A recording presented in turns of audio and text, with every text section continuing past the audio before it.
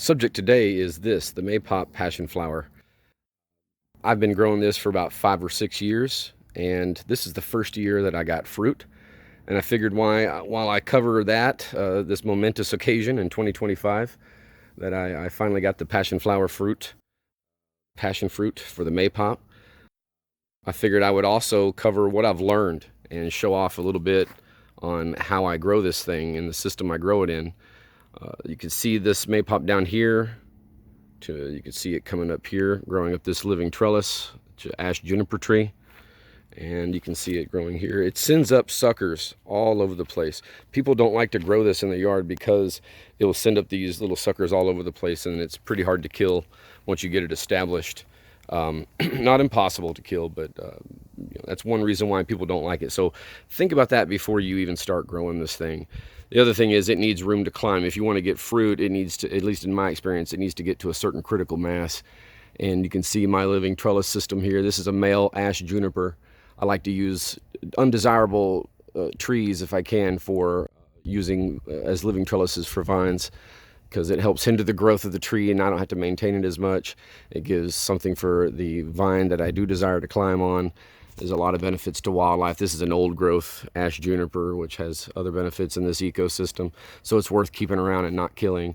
It's just, I could go off on a tangent on that forever, so I'll try to cut that out.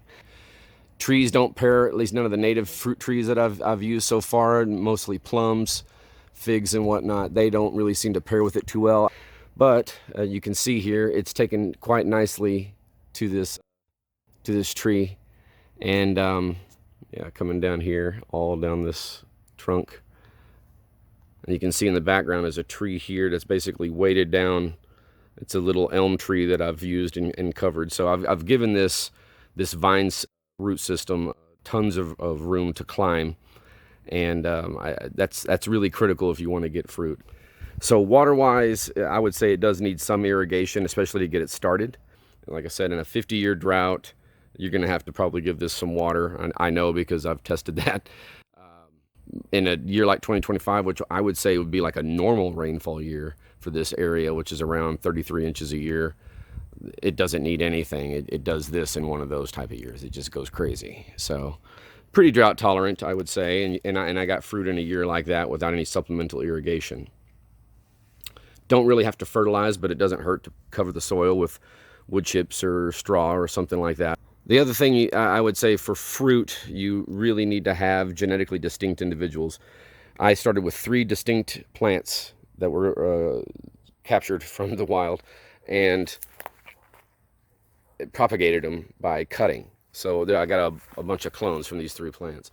And for a long time I didn't get any fruit until this year. So what probably happened is one of the plants that was distinct finally took off and got large enough.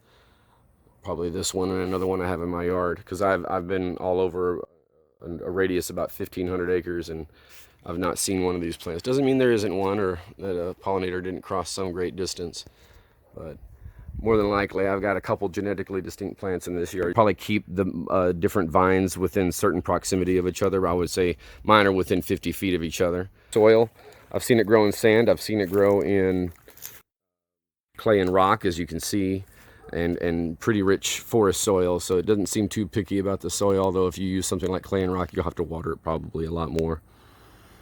You can see it growing up here.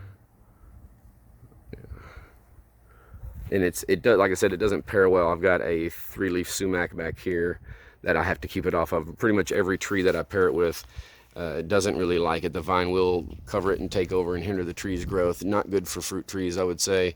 But if you've got some of these like ash junipers or elms or oak trees or something that you don't, or maybe I think another really good one would be a hackberry.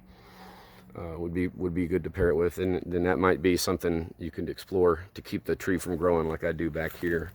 Just show this for a second. You can see that the vine grows up through the fence to get into the light, but it's using this tree to loft itself up, and that's an undesirable tree. If it dies, that's fine. I have to trim it every year anyway, and I kept it there for a living trellis. So that gives you an idea of how I do this type of system.